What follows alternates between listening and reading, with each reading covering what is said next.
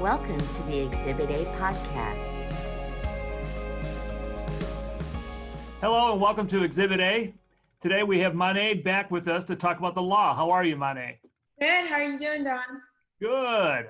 I really was impressed last time that we did this by your command of the facts and your understanding of the law, and probably most importantly, your enthusiasm for talking about cases. So we're going to do this on a regular basis if that's okay with you. Oh, that's more than fine. I love spousal support. So. Okay. Well, we're going to talk about a case that was published last year, and it's called In Re Marriage of DeLuca. And for our audience, that is DELUCA. And if you're really wonky and you want to know the case number, it's 41 Calat 5th 598. And Mane and I have read this case and thought that it would be really good information for people that have property issues, particularly with people that have rental properties. Yeah. So I don't want to do all the talking here, Mane, if that's okay with you. That's fine. Okay. What I want to do is to set up the facts. Okay. Yeah. So before we talk about what the decision was, why don't you give our audience a summary of what happened at the trial court level and the basic facts that they would need to know to understand this case. So one of the important facts is that this was a long-term marriage, and long-term marriages are typically anything after 10 years, although that's not a steady rule, but anything after 10 years is considered a long-term marriage. So this was a marriage of 15 years and 2 months. Husband had acquired property through a very long judicial process with probate court and his siblings, and he ended up acquiring property through that from his sister during the marriage. And that property is what they called, I believe, the Florida Street property. It was a property in Florida, and he was collecting rent on it, but he was also making payments on it. And this was happening during the marriage. So when the couple separated, there was this huge argument of what do we do with that rental income?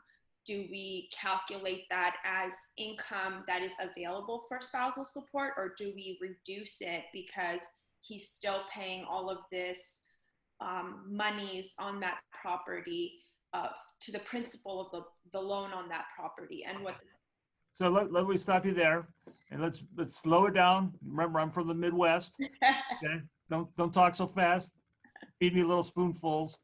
So what I understand then is that this is a case where the husband had inherited some property, and through some bargaining with his siblings, he ends up acquiring property that's in Florida. And this is rental property, right? Correct. Yeah, this is property. They're not living in it. The couple's in California. So this is not like a home that the family is living in, that the family is vacationing in. This is something out in Florida that they're just collecting the rental proceeds from. Okay. And so it's completely his separate property. He's got this stream of money that's coming in as rent money, like all people that own rental properties have. And if I understand you correctly, he's taking that money that he receives, or maybe you haven't mentioned this or not, but he's paying the mortgage with it. So what happened was that there was a very extensive litigation with the siblings about the issue of the inheritance and who gets what. And once that was settled, his sister then said, hey, I just want to give this property over to you with all of its debts and responsibilities. I don't want it anymore. And that happened during the marriage. So he took it, and then he took out a loan on it to pay for the expenses and the mortgage and all of that. Because he bought her out. He paid his sister for the property, I think. Yes, he paid the sister for the property. So, and he's claiming, and there's a lot of talk about, he's claiming she knew this. I told her, I was always forthcoming. And, in the trial court, she's arguing, I never knew any of these facts. None of that's really important for the purposes of today's conversation. But that was kind of the background that we're in. It's foundational information. It tells the story nicely. So yeah, it doesn't get to the very essence of the decision, but it's good to know. So what I understand then is that he's then paying down the mortgage because he had to buy his sister out, so he had to finance the property, right? Correct. Okay. Now this is during the time that he's married and living with his wife. They're not divorced yet. They're not headed for a divorce. No, they've been married for 15 years and 2 months, and all of these stuff were happening like from the start of their marriage. He's claiming she knew about all of this litigation with his siblings before they were even married. While they were engaged, she was never like shut out. Obviously, she's claiming the other said, saying that no, I was. But yeah, so all of this was being done while they were a married couple. Okay, so as with a lot of our cases, the marriage doesn't last, right? Right. Somebody files for divorce. Somebody does. They find themselves in family court. Yep. And so here the issue was on spousal support. So at the trial level, there were two really interesting and I think both very equally compelling arguments. So his attorney is claiming when we're calculating spousal support, we need to take into consideration that amount of money that he's paying towards the principal on that loan in Florida and reduce it from the income that is available for him to pay for spousal support. What does wife say?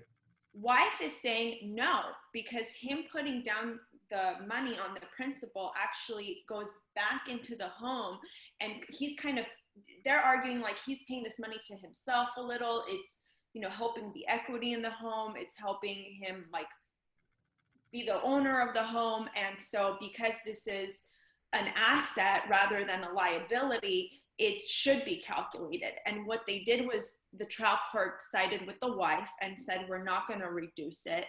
But that generated a number that he was just physically incapable of paying. So it was, I believe, like a lot more than his income ever allowed him to pay, because he had that, the loan and other expenses that were bringing down the actual income he had. So let me stop you there. So it sounds to me like what happened is the wife is arguing, you know what, you're just enriching yourself. What right. you're doing is you're taking the rental property money, and rather than paying support with it, because it's income, what you're doing is you're turning this over and you're just enriching yourself by paying down the principal of your property and, to the detriment of me. Right. Your former wife who took care of you, right, who deserves a good, healthy support order. Look what you did to me, okay? Yeah. So, Judge, what I want you to do is to say nonsense with that, make all of that cash flow available support, and make him pay me a lot of support, right? Yeah, you hit the nail on the head with that one. That's exactly what the trial court did. This went up to the appellate court, which had an equally interesting analysis in how they determined and adjudicated a new law. Well, what an appeal, because the husband says, like what you said, I can't pay this.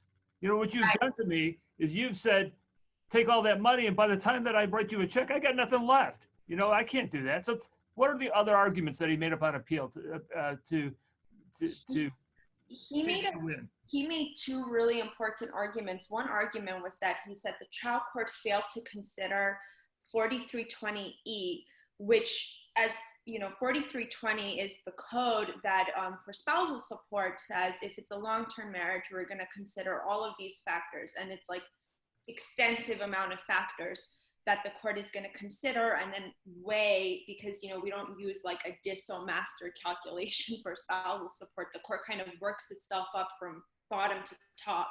So the court needs all these facts about the marriage to kind of decide, well, what is the income even available? What was that marital standard of living? And he said, hey, you guys forgot to calculate 4320E, which is kind of an abuse of discretion on your part. And what 4320E says is that you have to take into consider separate property debts and liabilities. And he's saying, you forgot to do that. Had you done that, had you said, well, sure, he has that much money from the property, but look, he also has that much debt on the property, you would actually see that the income I have is less. And he then argued, and that's consistent with the code of taking into account the marital standard of living, because he then argues, she never saw this money in our marriage anyway, because she had to pay for, or I had to pay for the debts. So it's not like this money was like this extra money that was swimming around in our marital standard of living. It was actually less. So by awarding her the more money in trial court, you actually gave her more than what our standard of living was. And I thought that was pretty compelling. So it was kind of like you're throwing out the bath with the baby, or throwing out the baby with the bathwater, or whatever that expression is. Here I am paying you support from the income I receive from this rental property, but you're being so greedy. You're making me pay you so much money that there's nothing left. I'm going to have to sell this building, and then you're not going to have anything. Yeah. Okay. And I thought that that was a fair argument. I mean, anytime I know when we write spousal support and we go through all of those factors, it's very extensive, especially when parties have a lot of property at stake. I mean, of course, there are marriages that the standard of living is very modest in the sense that they're saving a little bit, but they're paying off their debts. But then we also have those cases that there's like 5 different properties and beach houses and luxury cars. And, sometimes I've seen even 20 years after the marriage, they're arguing that same standard of living as basis of keeping up their very high spousal support order. So I think that his argument to turn it around and say this wasn't even part of our marital standard of living, for me at least, was pretty compelling, to say, well, this was an abuse of. All right. So you think he made a good argument on appeal. What did the appellate court do to decide this case? So this was interesting because this was a first impressions, which just means the court has never adjudicated this issue before. Wait a minute. Wait. You're saying in the 175 years of this state's history, with all the people that own buildings, all the children that had to be supported, all of the spouses that had to be paid, this court of appeal, and no court of appeal in California has ever decided this issue? Yeah, so we've come close though. It hasn't been a complete, no. We've come close in the marriage of Blazer, a fun name. The court said that you could, the trial court can reasonably exclude business expenses from a spouse's business income in determining income available for support, which sounds a lot like this case. But the main difference was that in Blazer, the income that was deducted was the income that the husband had been paying to the business to capitalize the business. So it wasn't like this. It wasn't he was really paying down anything. He was just putting money back into the business, and it was generating new business. And the court said, well, yeah, the trial court has discretion to deduce that from the income available for support. So that was the closest we got. The other case we have actually didn't get to adjudicating that issue because of the characterization of the property that got split, and that was marriage of Brandis. So they said, well, this could have came close, but then, when they took it back to trial court, they split the property in a way where we didn't need to really talk about this issue. So DeLuca is the first time that they actually make 2 very important holdings on this issue. Okay, so go back to what I was going to say. The Court of Appeals justices had to look elsewhere, I guess. Yeah. And so what do they do? So this is pretty fascinating for me as a new attorney because, in law school we learn your case has got to be on point. You look at California law and California law only, and maybe you sprinkling something from persuasive authority in other courts to come up with your argument. Well, the California court did just that. They looked at other states. They said, hey, we don't really have anything on authority that we like that comes close.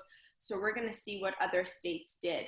And they looked at other states, but not only that, they looked at other states for the purpose of child support. So they said, well, the other states do something similar for child support. Child support is not the same as spousal support, but we're going to look at what they did and try to come up with what we should do. And what they found was a split authority where some states were saying, yes, you need to deduce that income, that money that is available for your income. And some courts were saying no, and then others were saying just leave it up to the trial court to decide. So they kind of then had to decide which of those laws they liked more, and that made more sense for California. So some states said that it would be a proper deduction from the cash flow available support. The other half of the states said, no, you include it. So which way did the Court of Appeal go? The Court of Appeal went, we're going to give it to the trial court and make it a discretion for the trial court, but they didn't end it there. They gave factors that the trial court must consider and different burdens that the evidence needs to meet. So for we have two holdings. So for the first holding regarding whether trial court has discretion to reduce this amount of money from the income available, they said, yes, we're going to leave it up to the trial court to decide, but here's some of the things the trial court needs to consider. And one of them is that there needs to be substantial evidence of this. The other is that the payments need to be reasonable and legitimate. So they don't really go into different examples, but if we're going to, bounce ideas back, maybe if your house is worth $150,000, which no house is worth, but for example purposes, and your loan is for like $2 million, that's probably not going to be a reasonable and legitimate purpose. Another is look at the totality. So I think what the court is getting at is look at all the factors. Maybe you do have a really high loan on this property, but maybe you also have investments elsewhere. That can also be the case. So your income may still be high, even with this loan. And then they said, consider whether it would be a substantial hardship if you don't allow or do allow the deduction. So you have to do that anyway per 4320 code. You have to list the substantial hardships of both parties. So they said, you have to look at that and say, okay, like in his case, in DeLuca, the spousal support order was so high that he didn't have any money to pay for it. So that's a substantial hardship. If he has to take out another loan to pay for the spousal support order, that's a hardship. Maybe for somebody, an extra $1,000, $2,000 in spousal support is pennies and dimes. That's not the same for each litigant and each person. So kind of four factors that they gave. Okay. Well, it looks like Mr. DeLuca walked away kind of a happy man.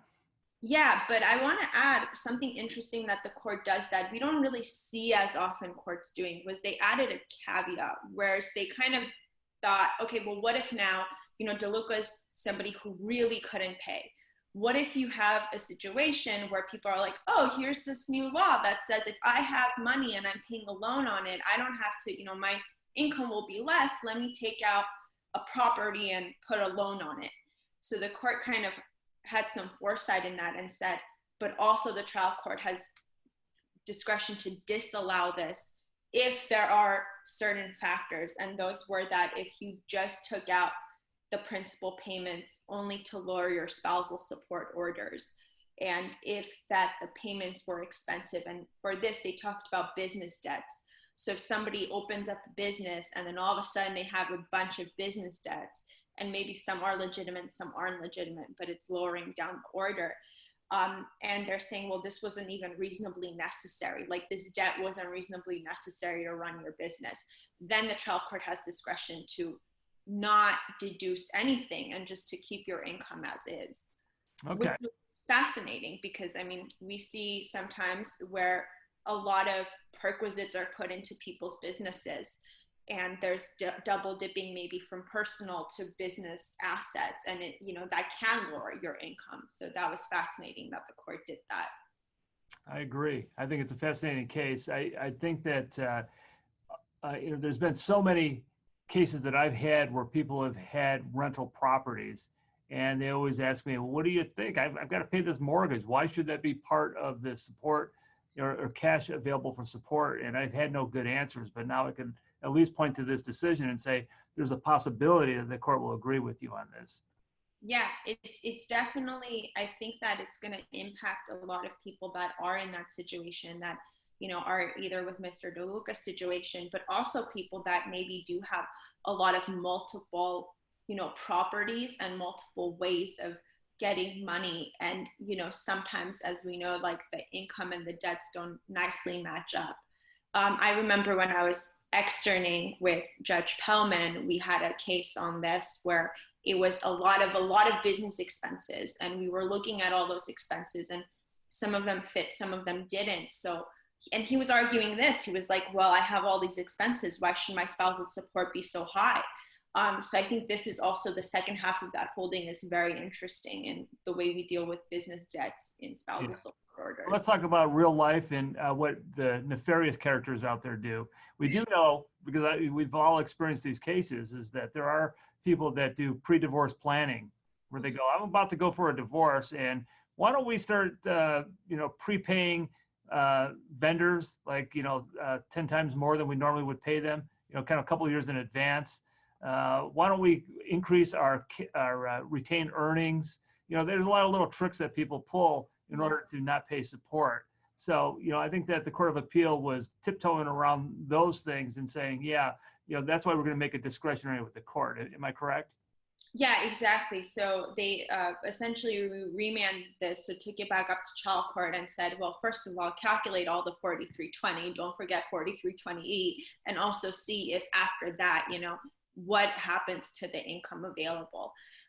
So that was pretty interesting. I think that trial court is really the court where they have all the facts and they're in the trenches with the litigants. So it's different. I mean, the appeals court is looking into this just without all of the details, the really nitty-gritty details that, don't always come up on appeal. So I think trial court is the way to be, to look at their discretion and what they feel is happening with the parties. Okay, now I'm going to ask you a really tough question. Oh boy. So brace yourself for this.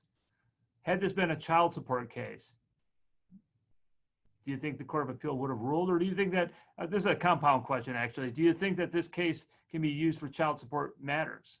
I think it can, because it says in their holdings, it says it's available for child support or spousal support. So they included both child support in the holdings too. They didn't go much into it on like the child support level. And we all know that child support is, the distal master guideline calculation, unless something really, outlier situation happens and we depart from the guideline. So I think it can be used for child support cases. And I think coming soon, we might see people wanting to modify maybe even their child support based off of this order and say, well, I have this business expense, or I have this loan that I'm paying off, and it's, my income is not really that available. I don't pretend to predict the future, but I'm going to go out on a limb here. I think that within a year or two, you're going to see a Court of Appeal decision concerning this issue with child support. It'll be interesting to see what happens there. Yeah. It would be interesting, especially because this court kind of made their decision based off of other states' courts on child support issues particularly, and then they applied it to the spousal support issue. So we'll see what happens. It'll be fun though. Cool. Well, once again, you were fantastic. No wonder why I work so closely with you. It's because of your great mediator skills. Okay. All right. Well, thank you again. And thank you for joining us on Exhibit A. We hope you found this helpful.